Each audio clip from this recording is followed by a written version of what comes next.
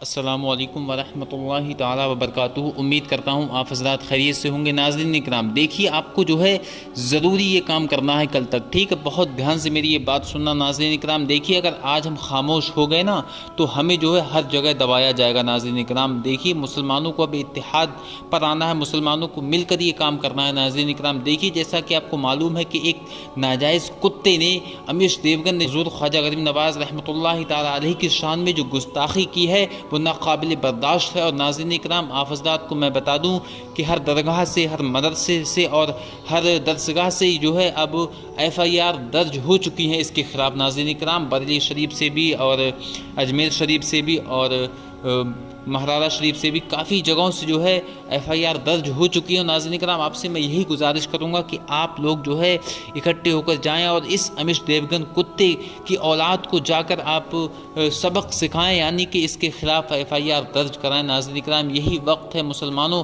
अगर आज आप खामोश हो गए तो नाज़रीन इकराम देखिए कल जो है इसका दूसरा आएगा, यानी नाज़रीन इकराम सुधीर चौधरी आएगा, फिर परसों जो है और एंकर आएंगे। नाज़रीन इकराम, सब ये एक ही लोग हैं, ये भगवा धारी लोग हैं। नाज़रीन कराम, इनका काम क्या है? सिर्फ हिंदू मुस्लिम करना। अब देखिए नाज़रीन कराम, इसने कितना गलत और कितना बेहया बयानबाजी की है। नाज़रीन कराम, इंशाअल्लाह तबारक व तआला, अल्लाह तबारक व तआला ने चाहा तो इसे इसकी सज़ा मिलकर रहेगी। नाज़रीन कराम, एक बात मैं आप हज़रात से और कहना चाहूँगा कि ये जो डिबेट में इसने बातें की उसमें एक मौलाना भी था। अब मैं ये कहना चाहूँगा मौलानाओं से कि जो मौलाना वहाँ पर बैठे हैं वो उन्हें जाने की वहाँ पर ज़रूरत क्या है। ऐसे जो है नफ़रती बयान जहाँ पर होते हैं वहाँ जाने की ज़रूरत क्या है। नाज़रीन इकराम, ये चंद पैसों में बिकने के लिए, खुद से हारने के लिए वहाँ डिबेट में जाते हैं और इस तरह की बातें करते हैं और टोपी लगाकर वहाँ पर बैठते हैं और मुसलमानों को खुद ही बदनाम करते हैं। मैं तो कहता हूँ कि ऐसे लोगों के लिए आप मुसलमानों, आपको वक्त होना ही नहीं चाहिए, क्योंकि ये जो जगह है, जो गोदी मीडिया है, इनका स्टेज है, जो इनका ऑफिस है, वहाँ सिर्फ़ और सिर्फ नफ़रती बातें होती हैं। अब देखिए नाज़रीन कराम, मैं आपको बता दूं, बहुत ज़रूरी और अहम बात है, सुन लीजिए।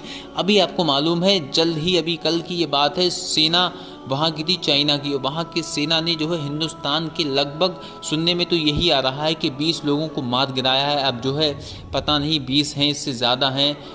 अब आप ये सोच लीजिए कि 20 लोगों को मार कर गिराया, उसके बाद आप ये बताइए किसी न्यूज़ चैनल पर आपने इसके ख़िलाफ़ डिबेट देखी?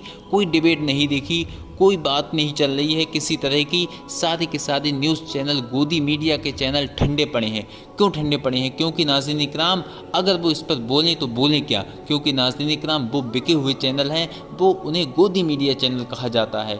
अगर वो इस वक्त उसके ख़िलाफ़ अगर कार्रवाई उठाते हैं तो उन्हें पता है कि उनकी सरकार इस वक्त मौजूद है। अगर हाँ, उनकी सरकार इस वक्त मौजूद ना होती, कोई और सरकार होती, तो ज़रूर वो उस पर कदम उठाते और इस तरह से बयानबाजी करते कि 1 हफ्ते 2 हफ्ते बल्कि महीनों सालों यही बयान करते रहते। नाज़रीन इकराम देखिए, मैं तो ये कहता हूँ ये लोग कुछ ना कुछ उससे सुराग ढूंढ लेंगे। ये कुछ ना हिंदुस्तान पाकिस्तान उसमें भी कर लेंगे, क्योंकि इन्हें बातें बनाने में कोई वक्त नहीं लगता है, कोई टाइम नहीं लगता है। 1 सेकंड में ये बातें बना लेते हैं। अर्नब गोस्वामी की तो बातें आपने सुनी होंगी। उस वक्त जो है उसने क्या बयानबाजी की थी कि जो टिड्डियों का अजाब उस वक्त आया था, टिड्डियाँ बहुत सारी आ गई थी, उसने जो है खेतियाँ वगैरह चट कर दी, तो वो बोला कि पाकिस्तानियों, मुसलमानों, ये जो है टिड्डियाँ हैं, इन्हें तुम बिरयानी बनाकर खा लो। और उसने कहा कि पाकिस्तान ने टिड्डियों के ज़रिए से अपनी फ़ौज भेजी है। अब ये बताइए नाज़रीन इकराम, ये जो चैनल है बस इसीलिए रह गए हैं जो टिड्डी फिड्डी इस तरह की ये बातें करे जो जिन्हें जहन कबूल भी ना करे। देखिए वो कह रहे हैं कि इमरान खान ने टिड्डियों को ये कहकर भेजा है कि जाओ कि हिंदुस्तान में हमला कर लो। अब मैं ये सोचता हूँ कि यहाँ पर जो जवान मार गिराए हैं हिंदुस्तान के, यहाँ पर भी ये कोई चीज़ ना खरीद ले, कोई चीज़ यहाँ पर ना ये निकाल ले। नाज़रीन इकराम, ये गोदी मीडिया है, इनसे कोई भी तवक्को की जा सकती है, कोई भी काम ये कर सकते हैं। नाज़रीन इकराम, इन्हें जब तक कोई गरम मसाला, कोई बढ़िया ट्रेंडिंग टॉपिक इन्हें नहीं मिलता है तो इनकी रोटी हज़म नहीं होती है। ये खुद से ऐसा टॉपिक बना लेते हैं, सादा से टॉपिक को इस तरह से बयान करते हैं अपने चैनल पर कि इन्हें बाद में खुद अपना थूका हुआ चाटना पड़ जाता है। जैसे कि अब जो है अमीश देवगन ने जो है माफ़ी भी मांगी है, लेकिन नाज़रीन इकराम, मुसलमानों, ये वक्त इसको माफ़ करने का नहीं है।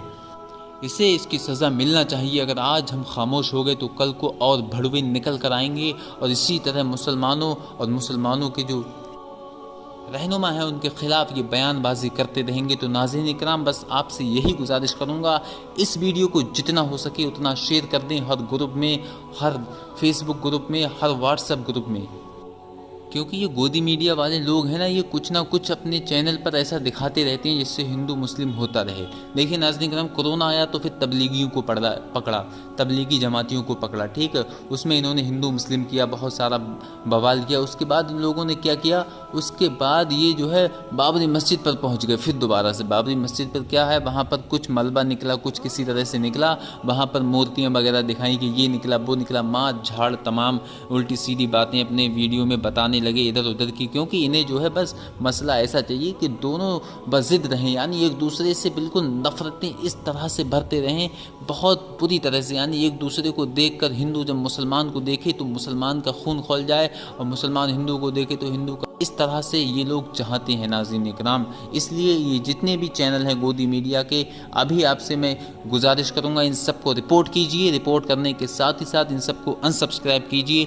और नाज़रीन इकराम, ख़ासकर अमिश देवगन का जो चैनल है, जो उस पर वो एंकर है ना, न्यूज़ 18 इंडिया, उस चैनल पर आप जाएं और प्ले स्टोर में ऐप पे जाएं, वहाँ पर इसको रिपोर्ट करके हेटफुल स्पीच वहाँ पर आप क्लिक करें। उसके बाद नाज़रीन इकराम, अल्लाह तबारक व तआला ने चाहा तो ये गद्दार, इन कुत्तों, इन भड़ुओं को ये सज़ा मिलकर रहेगी।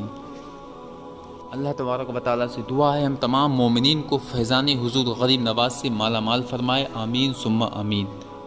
ये नालायक, ये कम अक्ल, ये कमीना कुत्ता ये कह रहा था नाज़रीन इकराम कि हुज़ूर ख्वाजा गरीब नवाज़ माज़अल्लाह जो है लुटेरा, और तरह तरह के इसने अपशब्द बोले। यहाँ पर आके अपने टीवी चैनल पर आकर इसने बोला कि हिंदुस्तान में ख्वाजा चिश्ती आया और उसने जो है सबको कलमा पढ़ा दिया। अब मैं इससे एक सवाल करना चाहूँगा कुत्ते से, क्या तुझे ये मालूम है जब हुजूर ख्वाजा गरीब नवाज़ अलैहि रहमत व रिज़वान इस सरज़मीन पर आए थे, हिंदुस्तान की सरज़मीन पर आए थे, उस वक्त का क्या माहौल था, हिंदुस्तान में किस तरह के रिवाज हुआ करते थे?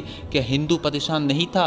क्या मुसलमान परेशान नहीं था? हर शख्स परेशान था। नाज़रीन इकराम, हाल तो ये था, बाप की चिता पर उसकी बेटी को जिंदा जला दिया जाता था। यानी बाप मर गया तो उसकी बेटी को जिंदा उसकी चिता पर आग लगा दी जाती थी। ये हिंदुओं का मामला था नाज़रीन इकराम। उसके बाद ख्वाजा गरीब नवाज़ अलैहि रहमत व रिज़वान जब हिंदुस्तान में तशरीफ़ लेकर आए हैं नाज़रीन इकराम, तो हुजूर ख्वाजा गरीब नवाज़ अलैहि रहमत व रिज़वान ने किसी से नहीं कहा कि तुम कलमा पढ़ो, बल्कि प्यारे मोहम्मद रसूलुल्लाह सल्लल्लाहु ताला अलैहि वसल्लम का जो अखलाक हुजूर ख्वाजा मोइनुद्दीन चिश्ती लेकर आए थे, हुजूर ख्वाजा मोइनुद्दीन चिश्ती जो प्यारे आका मोहम्मद रसूलुल्लाह सल्लल्लाहु ताला अलैहि वसल्लम का दीन लेकर आए थे और अखलाक लेकर आए थे, जो आपका किरदार था नाज़रीन इकराम, उस किरदार को देखकर, आपके चाल चलन को देखकर, आपके चेहरे को देखकर खुद ब खुद लोग आते थे और ये कहते थे कि हमें दीन इस्लाम में शामिल कर लीजिए, हमें अपने प्यारे आका का, हमें कलमा पढ़ा लीजिए।